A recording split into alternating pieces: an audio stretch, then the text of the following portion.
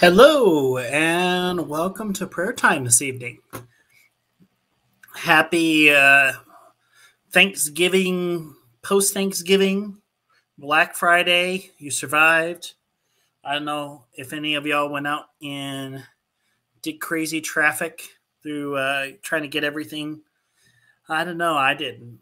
I did not. But I give kudos to anybody who did.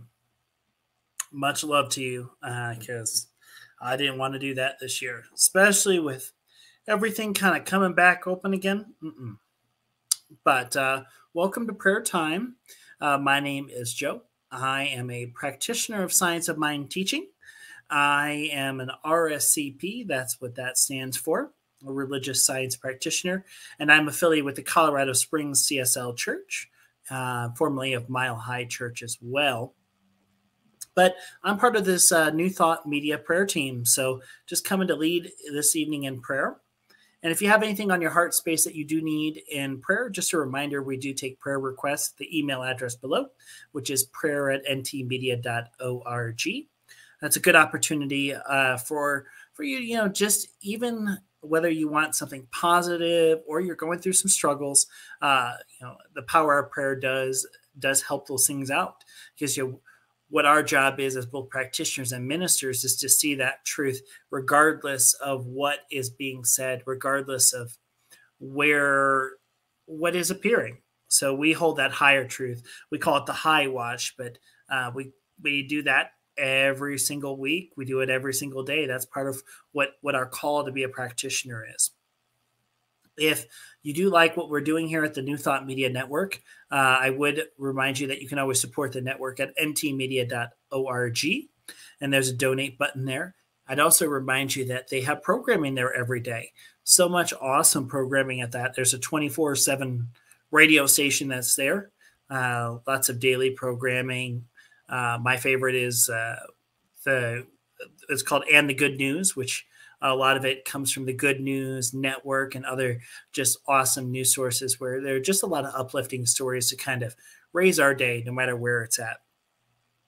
So, this is, we're at the end of the week here. We're starting out this big weekend coming up here. And, I really, I pre-recorded the prayer for tomorrow morning because I'm doing double duty here this evening. But my prayer tomorrow morning, I really talk about infinite intelligence and tapping within. And, I wanted to really kind of wrap in the future part of prayer work, which is, you're planting a seed and you're putting a harvest forward. But what it's really talking about is what you hope to achieve in the future. What you see as a truth now is what that truth will be in the future.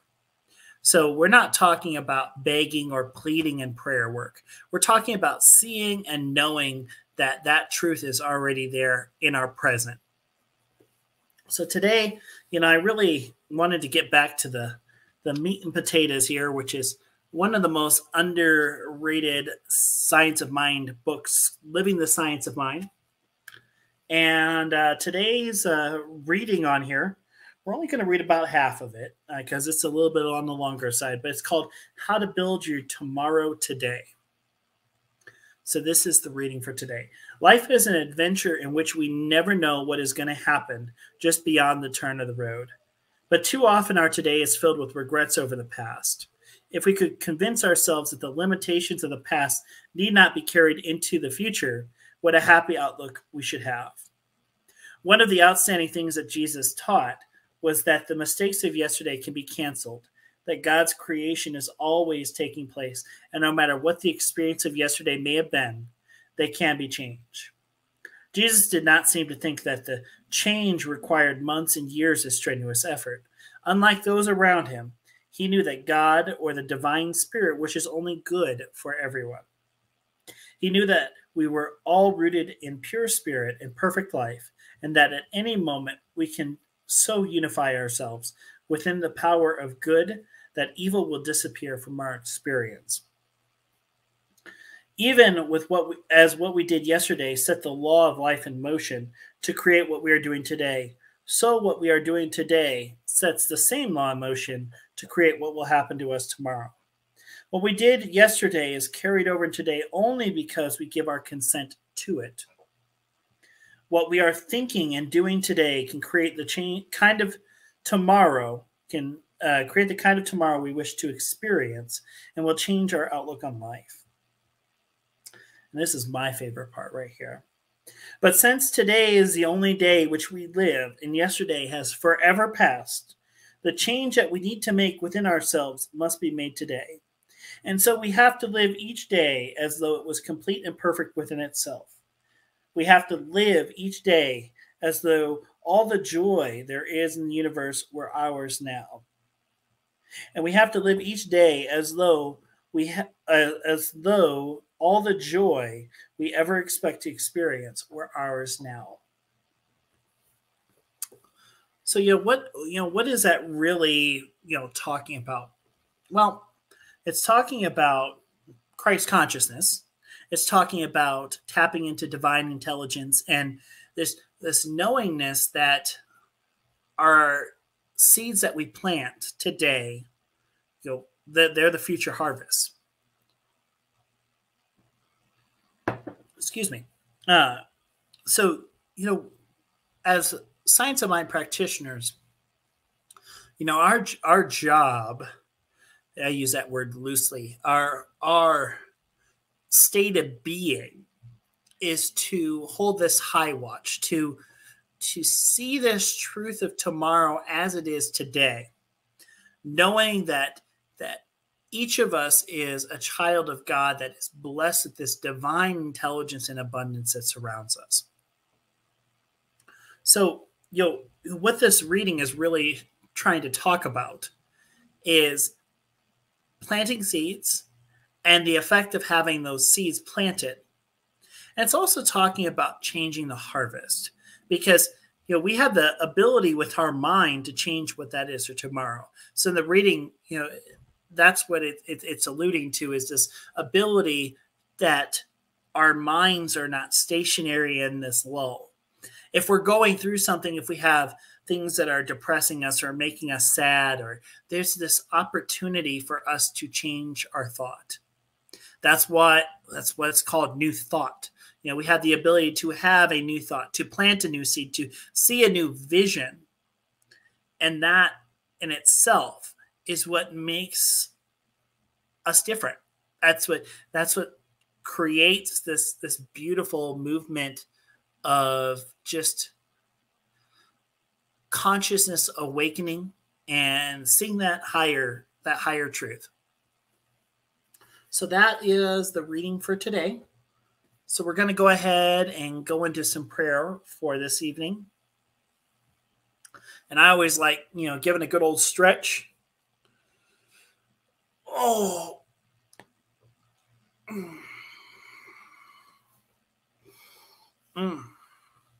That felt good. That was a good stretch.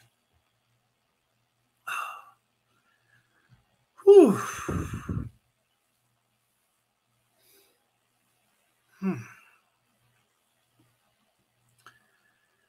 Oh, what a beautiful week this has been. Both the high temperatures of today, showing sunlight and all this beautiful fall weather, to the chilly nights, to the viewing of snow on the mountains, to the opportunity for us to connect with this winter season. All these beautiful things that surround us, no matter whether we're in the United States or whether we're in another country. There's just so many vast experiences, opportunities for us to see spirit around us. But the reality is that this presence of God surrounds us no matter where we are. And in this beauty, it comes in many different forms. From the smile on a baby boy to a dog barking in the distance, to the sounds of nature. And I know that these many demonstrations that exist, that are a spirit, have no limitation. For it doesn't matter where this idea of prayer, this meditation, spiritual practice exists, whether in a church, a mosque, a sweat lodge, out in nature, whether in a coliseum or on top of a steeple, makes no difference at all. And in this moment of prayer, we go within. We go within to this divine intelligence that fills us with light. It fills us with hope and emotions. It fills us with these thoughts that are permeating through, creating those signals and manifestations for future events, future tomorrows. And I just know that as we connect this spiritual consciousness, our minds are created with one of this universal being, this creative mediumship. Our mind is one with the mind of God. And I know this truth not only for myself, but every spiritual warrior on this path. Whether man, woman, or child, whether somebody who watches this prayer right at 8:15 or somebody who watches it in the morning, maybe somebody who watches it 3 weeks from now. I know that when this intent is made, when this recognition of this spiritual warrior that each of us are happens, when it comes forth, when it comes front and center, I know that in that light, there is a raising of consciousness, a raisingness of energy, of love and light. For we, in those moments, move closer to spirit. We move closer to this connection, this Christ consciousness, this realization of the true beings which we are. And in this beautiful fall evening here, there's so many examples of this peace that exists. From stepping outside and watching the sunset, to having a cup of hot cocoa over a fireplace, to just watching a movie with somebody that you love, to just being one, cuddling up, reading a good book. There's so many examples of this connection to this divine intelligence, to this connection to spirit. And when we connect to the things that bring us love and joy, our minds grow with this consciousness and awareness. We move from this thought of tomorrow to today. We move into this thought of thinking about how this spiritual being should put itself into paper for this next day, in this present day. For time slows down in that moment. Our breath gets slower. Our mind gets calmer, and the connection is there. That inner energy, that raising of vibrational energy is there. For as our mind slows down, this world of form that's here slows into nothing. And in this beautiful moment, there's this realization of who we truly are. And the reality of that truth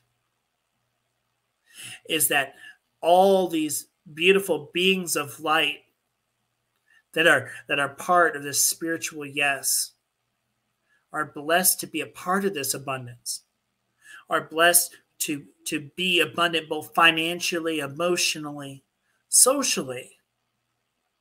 That abundance is there ready to tap in.